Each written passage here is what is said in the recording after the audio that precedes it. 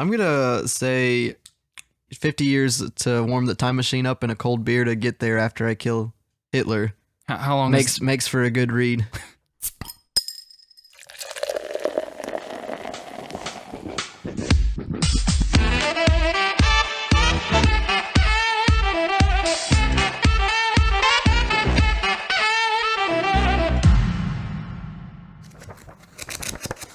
Hey everybody, I'd like to tell you how excited I am to already be Wait, back. Oh. I'm Higgins from the future, and we've recorded this before, and it was just terrible. But luckily, I came back in my time machine to save the day. I'm kind of wondering why you didn't do that for the first 17 episodes, which were also very terrible. Hey man, this one needed it way more. That's true. And I only get one. But we'll get back to that later. I'm glad you saved it for episode 18. Hey man, it's the gold mine. Yeah. And it's the one book that I've wanted to read since we started this bad boy, so better now than ever. Yeah, and our podcast is now of age. Yeah. It can give consent. Yeah. So, good stuff all around. Wait, is that the mistake? They can vote too. Yeah, but why would you right now? Yeah, not right now. And, maybe mail it in or don't. That's bad. I don't know what's happening. I don't know, man. But I guess we can get into it now that I've saved the day. Sure. All right. Welcome back, everybody, to Comrades, Cocktails, and Comics. It's a show where we get together, we drink together, but most importantly, we read together. Nailed it in one. Nailed it in one. Okay, I blacked out, so that's good. I'm Snoop Lynch. You went in a fugue state.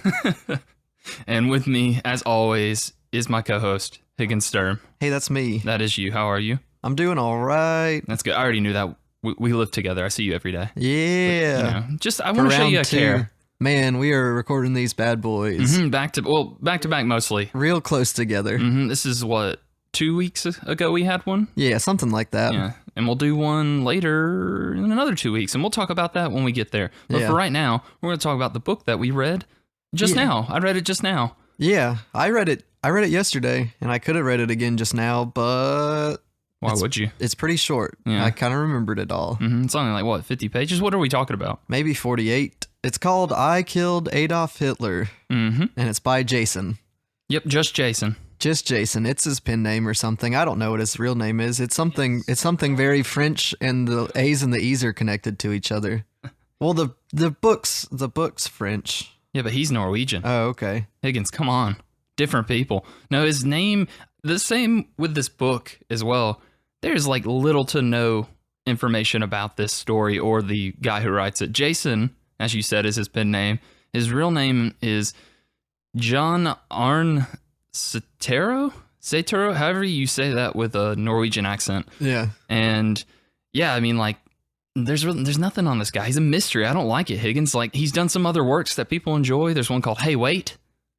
I see I wasn't done. I was taking a pause. There's a whole list. Yeah, there's a list of stuff. You use an ellipsis there? Well, he had the 3 dots after wait, so I was waiting. Gotcha. And then there's Meow Baby, which is a pretty good title, I think. And then another popular one, I think, is The Left Bank Gang. Okay. And all his books seem to be in a similar style to this, where they got dog people? He likes the anthropomorphic animals. Apparently, there's weird monsters that he uses sometimes. But the style itself is all just kind of deadpan humor, mundane stuff with weird fantastical elements, and maybe all in the form of comic strips like this was written. Yeah. So I mean, I can dig it. Yeah, it's all right. You say words now. Hey man, I liked it pretty good. It was made by some people. Mm-hmm. What's his face? It was designed by Jason, and then some guy named Higgins. We covered that. Jacob Covey. He was included in there. Mm-hmm. And then it was colored by Hubert. Yeah. Another guy with one name. Just another one-name guy, yeah. And it was made by Fantagraphics Books. Yeah, do you know anything about Fantagraphics Books? I don't know anything about those guys. Well, they published this. I'm sure you knew that. Yeah. I guess I knew that one. Mm-hmm. Yeah, I didn't know that this was a publishing company, but I did a little bit of research on them, and they started back in the late 70s. And they moved into publishing comics in 1979. And I think the editor at the time is also the editor who worked on this book and kind of got it made. Okay. But their whole shtick seems to be just kind of making indie comics. That's kind of their bread and butter. The biggest thing that they have, I don't know if I think you've heard of this maybe, but they're the ones who work on a still going series, Love and Rockets by the Hernandez brothers. I haven't heard of it. Really, yeah. I've never read it personally, but it's still going, and it was started back in 82. Okay. And as far as I know, it's just kind of like a big soap opera, and it goes in real time. So the age they were back in 82, add now to that, and that's what they're doing right now. Man, that's math. 38 years. I know, yeah. Nailed it. It's going strong. I don't know if maybe I'll try Love and Rockets just because I am fascinated that a comic can go this long and it's still apparently pretty good. But I don't think the stories they're kind of working on are for me. You already kind of mentioned your thoughts on it. I think the more I think about this book, the more I don't like it. This book? Yeah. I like this book. Yeah, I mean, I could see why, but I also, it's not, I didn't really fall in love with the book we did a couple weeks ago, Lumberjanes, but I saw a lot of good stuff in that and a lot of good world building. Characters were really great. I don't think there's anything as interesting as the stuff in this at all. I think it's just kind of bare bones and not in a good way, but we're going to start talking about it. We'll jump here and there about our favorite parts, least favorite parts, but we need to catch people up and give them a synopsis. All right. Oh, you want me to do it? I mean, I could do it if you want. No, I've got it right here. I mean, I've got it right here too. All right, you start reading one. All right. What if we lived in a world where murderer for hire was as legal and commonplace a profession as doctor or lawyer? What if? Oh, did you want me to do the next one? one? I was just asking, what if? I don't know, man. What if? Wait, there's more? There's more. There's more ifs. Oh, tell me. What if a scientist hired one of these assassins for the most amazing hit of his career to go back in time and kill Adolf Hitler before his evil rise to power? What if? And what if Hitler managed to survive that assassination attempt, steal the time machine, sneak back to the 21st century, leaving the would-be killer stranded 70 years ago? What if? And if you think you can guess the answers to any of these questions, you're wrong. That's not surprising. And you need to read this book that we just read. I did that. The latest deadpan masterpiece from Jason. Still hate that he doesn't have a last name. Hey man, it's a pen name. It's not his real name. He's not Cher, he's not Seal. I just don't like he probably just doesn't want to write his whole name every time he writes a book, man. He's got a long one. Just don't like the gall that this guy has, thinking that he's the only Jason of note. Well, he's the only Jason of note that wrote this book, so. I mean, he definitely wrote this book. You're not wrong. Now, Higgins, those were a lot of compelling questions that you really put on me and the audience here. And they all get answered in this book. They do, except for nothing is as interesting as this synopsis. I don't know. I like the way it all drew out. It just... My biggest issue with this is everything you just said, all the questions, all the ifs and the whats that you asked. It just sounds like, oh, I'm going to get into like a really just kind of complex story about what does it mean to murder people for money. And if I had to, that age-old question of if I could go back in time and murder one person, it'd probably be the worst man on the planet. But no one in this book seems to care about anything. Hey, man, it's one of those deals where I want to say I saw a movie or something like that. Like the guy, I've seen a movie. Same sort of like thing. Like the guy's killing somebody, and he's just been doing it for so long, it just doesn't mean anything to him anymore. He doesn't get the rush. Yeah, and I understand. He was thinking about packing his bags up, and then that random hit for the Adolf Hitler came in. Was he thinking about packing his bags? I thought he was just doing what he was doing. I'm pretty sure he was thinking about packing his bags. He was like, I don't know if I'm gonna do this much longer. Are you sure it wasn't a character that looks exactly like him, like every character in this book? Hey man, I could distinguish them pretty easy. Yeah, because honestly, one had a different colored turtleneck on. Hey man, one of them had a different chin too. Maybe.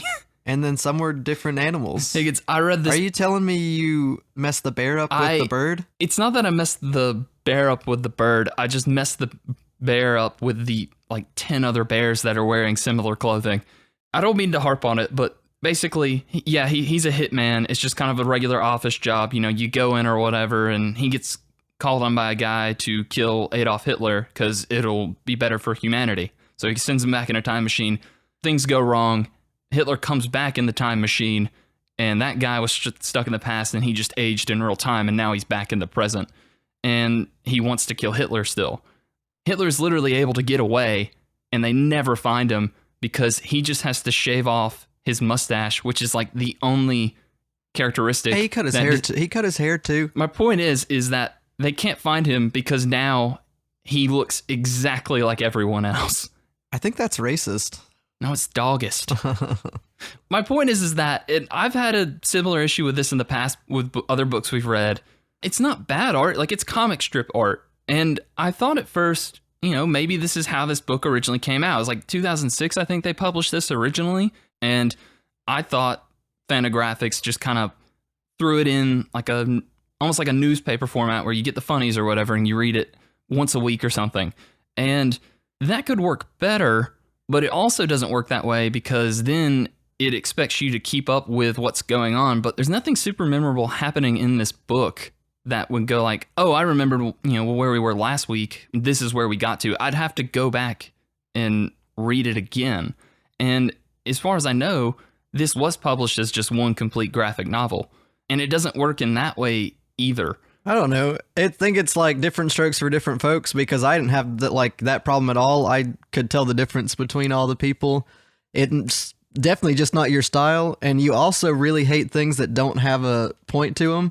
And I can read something that's 50 pages that gives me a story done and not need to have the extra stuff. Mm. And that might be like the one point of contention. This might be the most divisive book we read on the podcast yet. Yeah. Most of the time, like, we both like the book that we picked, but or I at least like you, so I let a lot of things slide. I don't know. Like this one did everything that it said it was going to do, and it did it in a way that kind of caught me off guard a little bit. There was a few parts where, I didn't expect him to, like you said, he like went 70 years and came back to the exact same spot, time traveled. Here's 70-year-old dog man that's an assassin, and he's like, you gotta shoot him. You gotta shoot him. He got back and he beat me to it.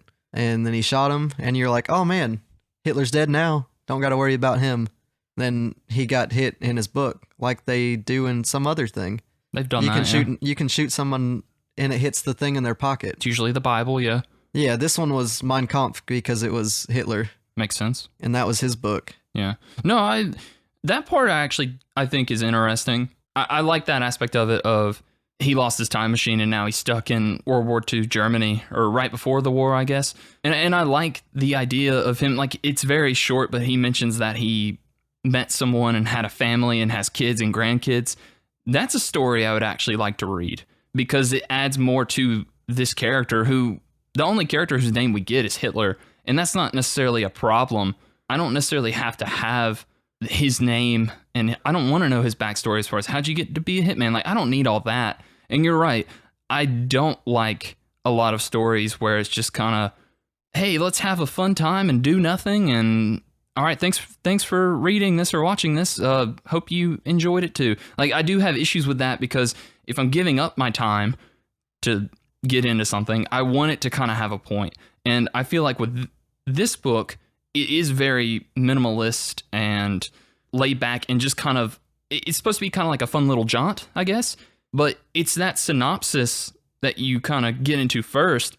It asks all these questions in a way, like the way it's asking it is just like, what if this, like what if this crazy thing happened? Like, what are the ramifications of time travel and killing Hitler and all this stuff? It's wanting us to kind of get on board with all these like really deep questions, but it doesn't really take itself seriously enough to answer those. And I think it's trying to do two things at once with this idea, this message, but also just kind of being like The Office, where it's just was a deadpan Jason's masterpiece or whatever. Like, he wants to do that kind of humor, which I like. I like a lot of the mundane stuff. Like, I like the idea of a hitman who's it's just a regular job or whatever, and it's kind of boring after a while. I do like that, but then he also tries to do all this stuff, and it conflicts after a while. Like I said, I think he's getting to the point in his job where he just keeps getting, like, you see like a scene after each panel is like a new person saying, oh, I want you to kill my brother, my daughter, my sister, and all that. And you see him like slowly, like just becoming like more and more like over it. And then he almost gets killed by someone else that took a hit out on him. Yeah. And then all of a sudden, here comes this guy who gets him this, like, an actually interesting job. And it's almost like he's excited to do it again. But yeah, he went back 70 years, and then he was so motivated or just dead set on doing this job because he's back there. The doctor's not going to be there to pay him back after he gets back. He's literally just doing it to do this job because I guess it sparked him. I don't think it's a spark. Like, I don't think that he was getting tired of it and then he wants out and this is just a, once in a lifetime job. I just think it's another job for him because, like I said, Hitler gets away and then an interesting element of his character is now that the time travel's happened and he aged in real time, he's not the bounty hunter that he once was. And he can't get rid of the body by himself. He needs someone to help him. And that's how he gets his old ex-girlfriend involved. And, if he stands up too fast, he gets dizzy. Like, all that's kind of interesting stuff. But yeah, I don't think that he ever really kind of lost interest in bounty hunting because at the end, when she's like, oh, I guess we're not going to catch Hitler. What are you going to do now? And then there's a bounty hunter in a restaurant that they're in about to kill someone. And he's just like, I guess I'll just do that. So he's still going to do it. I mean, you say that, but like he's sitting in the bar and he's like, here I am. I'm with this girl that's 40 years younger than me now or something like that. Nice. Than what she was.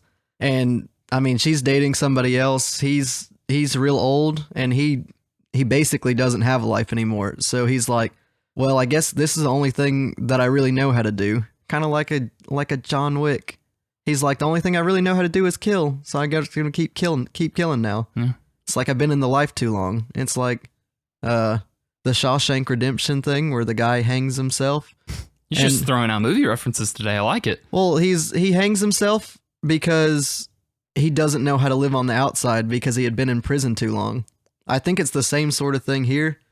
He's done this job.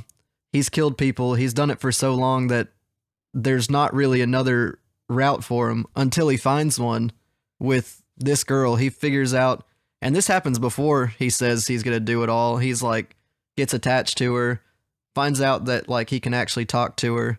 We skipped the whole montage where they're like searching for Hitler, following this guy that wrote a book about him. And then I think that made him like grow as an actual character eventually. And then she does the same thing. That's basically the end. She's like, oh, he's dead. And she's like, no, I'm not going to let this happen. Like, I actually might have liked him too now. Because she liked him before. Yeah. And then so she does the thing. We didn't even talk about the time machine being like, you have to wait 50 years to charge it. That's why like he couldn't take it back after Hitler stole it or whatever. Yeah, which is, I think that's a good rule to kind of set when, I mean, the time travel with this is already broken because like in the history books, it's changed to where they're like, Hitler was abducted by aliens. He got in a weird round object and no one ever saw him again. So he did change that past, but only that it seems because they still knew each other when he came to the door and she's like, who are you? And I thought it was going to be like, oh, he never met her because he was stuck in that time period. But then he's just like, no, it's me. I'm old. And she's like, oh, okay. So it doesn't really change time? They still knew each other before he went in the time machine. But it's that whole paradox thing of like, he would have never have been there if he got sent back to be. So the time he's in now, he would not have met her. It's not.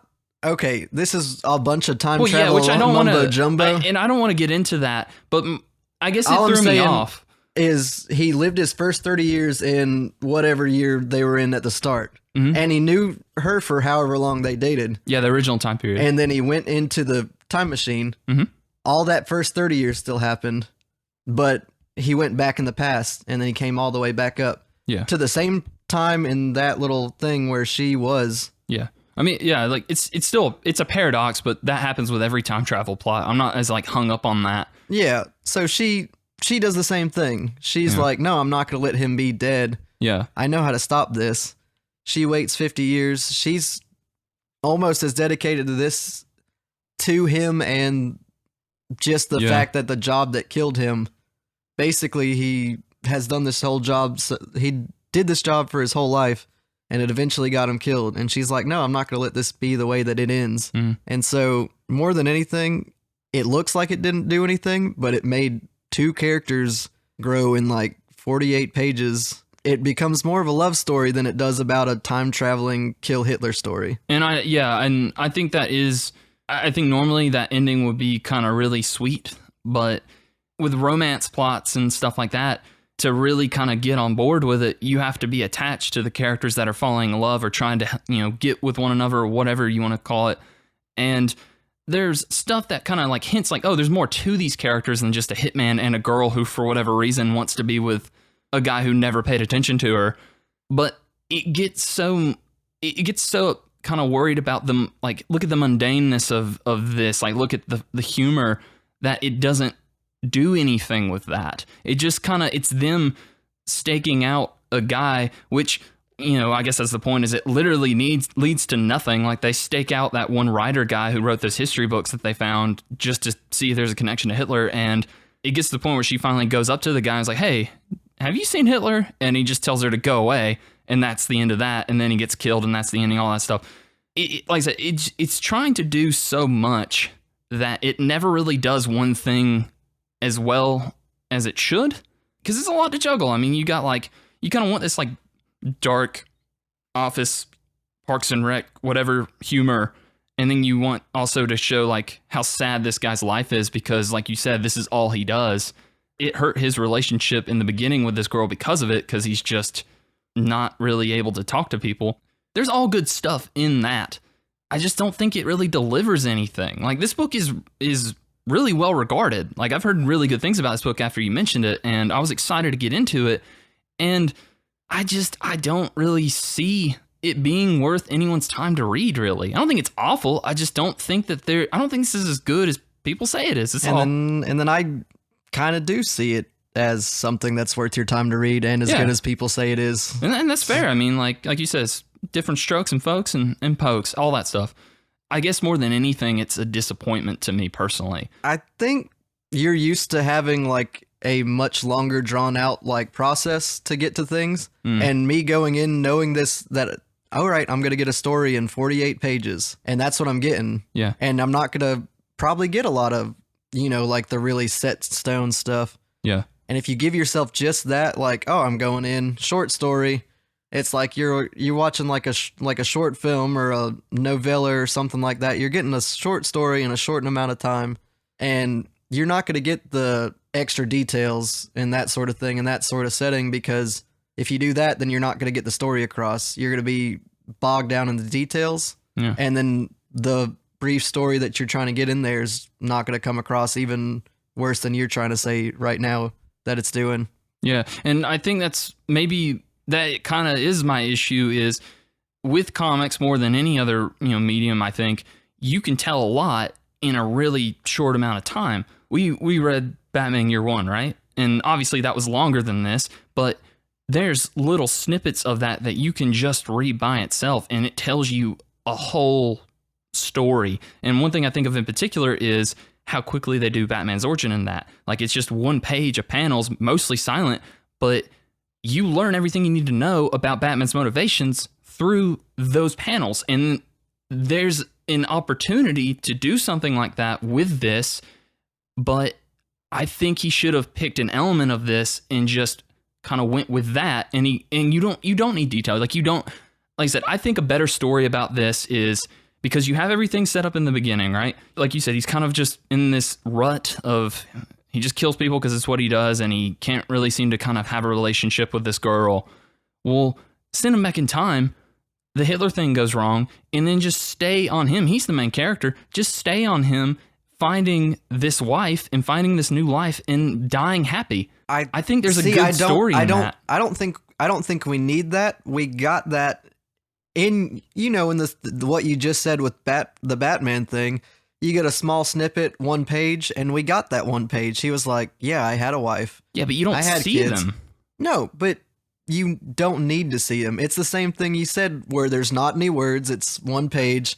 You don't need to see it. He lived the life. He told her. They had the sad moment where they're talking about it. Yeah. I don't think every detail needs to be flushed out for you to see that it happened. Well, no, not in... What I'm saying is that that detail should be your main story. And I mean, it's a classic rule of writing, or not writing, movie making, but it applies to comics. Show, don't tell. Don't tell me about this wife that he found that he fell in love with and he had kids with, which is something we knew that character didn't really seem to care about up until that point, but he's clearly changed in those 70 years. Just show that instead.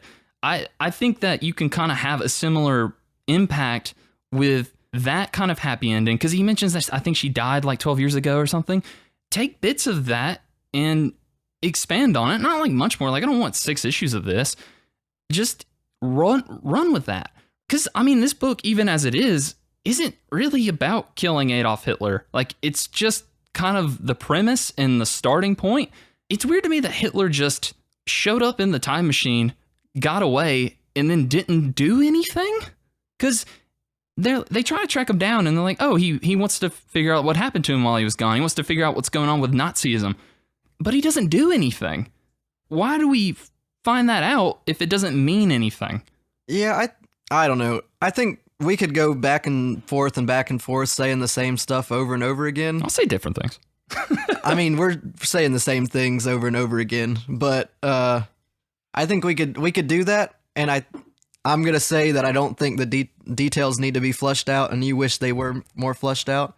And it's keeps saying same thing, different strokes, different folks. Yeah. We could probably leave it at that and say if you like it one way, then you'll love this book. If you don't like it this way, then maybe it's not for you. You say that about most books, I think. Well, I mean, there's obviously some contention on what. Well, no, on what I'm not saying you don't like it, and I'm not like putting it against you. I'm just saying there's obvious contention, and some people are gonna like it, and some people aren't.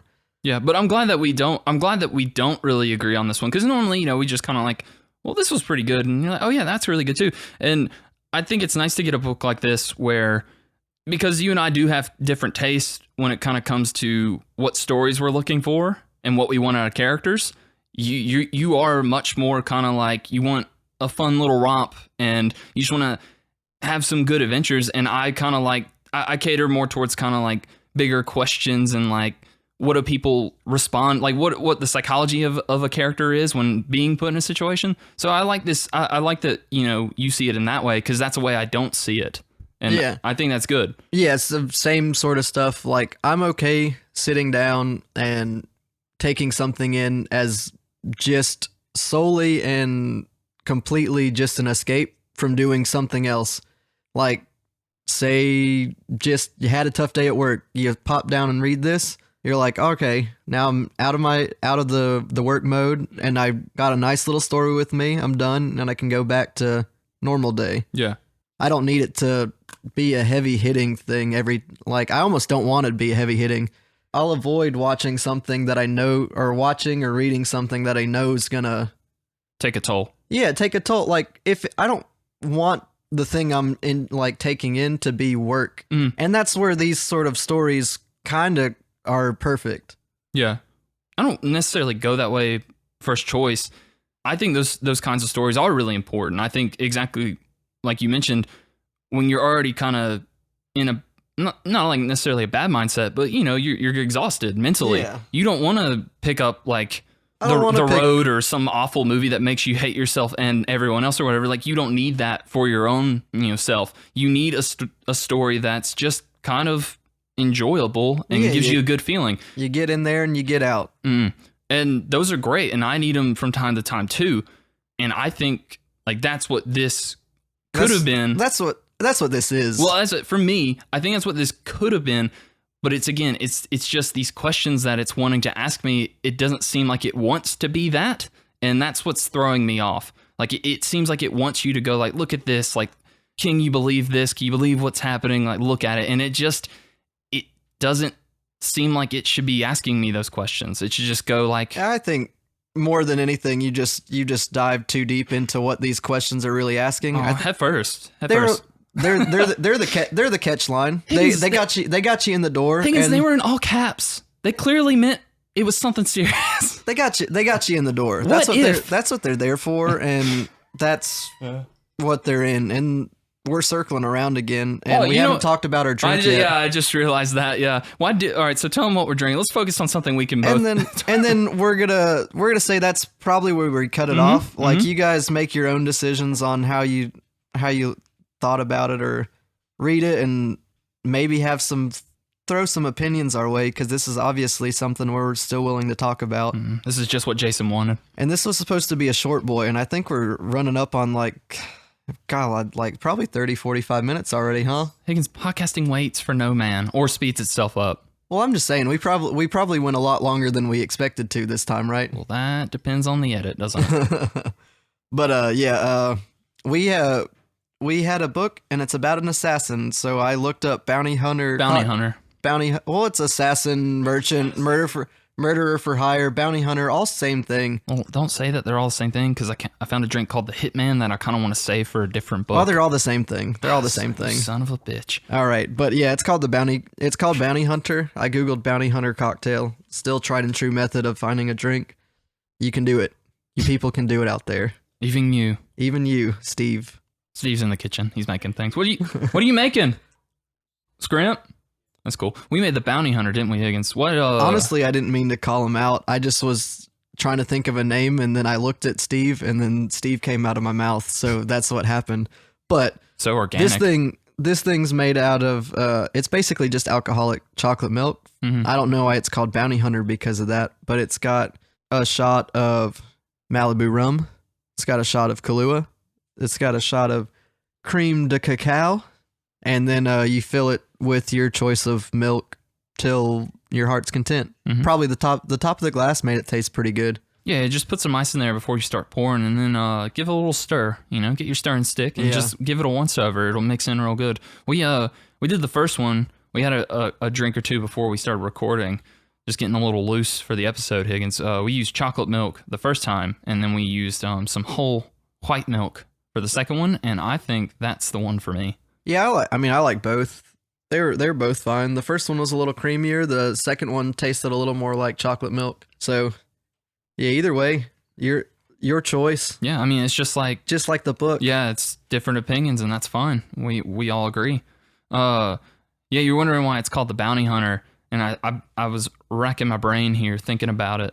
I think it's because it's like death by chocolate, maybe. I don't know. That's a saying. That's something people do. Yeah, let's just go with that. We said last time before we were doing this episode that we picked this book because we think Adolf Hitler died in August. He didn't, but we thought that. I have no idea where I read that.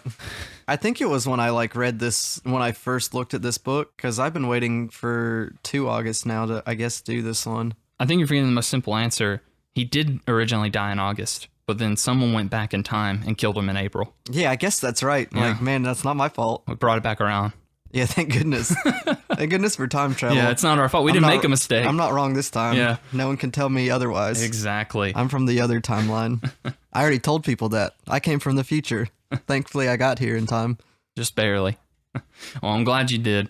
And I'm glad that you're going to go back in time and give us your review of this book, I Killed Adolf Hitler, at the beginning of the episode. All right. I guess I can do that. That's pretty wild. Yeah, I know. Don't think about it too hard. Man, I guess I'm gonna say 50 years to warm the time machine up in a cold beer to get there after I kill Hitler. How long makes for a good read? Has that beer been in the fridge for a cool 50 years? No. It's sitting there waiting for me at the bar with my best girl.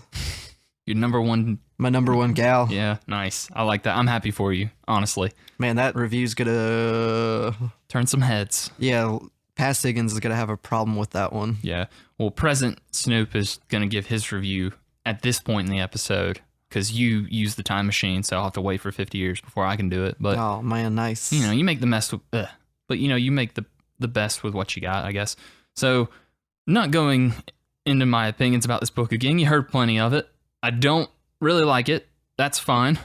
I'm glad you do like it, Higgins. I always love to see that smile on your face, and I know everyone else loves to see it too. So, for those reasons, I'm going to give it 1/2 of a mustache, because that's exactly how much mustache Hitler shaved off in this book. Yeah, just because he never had a full one to begin with, though. Yeah, so that's why he's so angry. He didn't really seem that angry in this. He seemed just kind of whatever. Yeah, he seemed like he was doing all right. Yeah, he's an all right day. And I'm not going to say good for him because he was terrible, but he's dead, so it doesn't matter. Yeah. And to that I say... What are we reading next week? Oh, you took the words right out of my mouth. In the next 2 weeks. Well, Higgins, you were kind enough to indulge me and let me pick a book. So in 2 weeks from now, we're going to tackle another time travel book. I recently found out about this, and I'm excited to get into it. It's called Ronin. It's by a old writer of the show, Frank Miller. He didn't write the show, but he's written a book that we read about this show. So that's pretty cool. About the show? That we read on the show? Yeah, no, he wrote about the show. Oh, okay. Yeah, you missed it. You've been gone for so long. I'll catch you up on time it. travel. It's got pictures. You look great. All right, cool. Yeah. Cool. But yeah, It's called Ronin? Ronin. It's basically, from what I could tell, and I'll get more into it later, I think it's Samurai Jack, but maybe Samurai Jack before Samurai Jack, because it was written a long time ago. Okay. So I'm excited about that. Yeah, that's pretty neat. I like Samurai Jack. I love Samurai Jack. I've been getting into all kinds of samurai stuff, playing Ghost of Tsushima on the PS4. It's got an interest all around. Can't wait. And like I said, this is old Frank Miller before he went insane. And all right. so this should be a pretty good one, I think. Yeah. Yeah, so... we'll find out when we do it. I hope we have different opinion. Like, I hope it's flipped and I really like this one and you don't like it.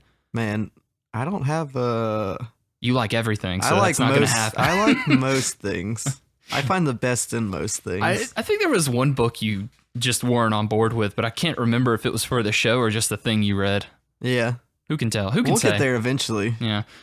We do this enough. I mean, we don't have anything else to do. So, yeah. And we bought these microphones. So, what else do they need to know before we leave them? Well, Higgins, it's getting late. It's time to clean up shop. I've got to edit this tonight. So, why don't you tell the good people where they can talk to us about their opinions on I Killed Adolf Hitler or Ronin or any other book we've done in the past.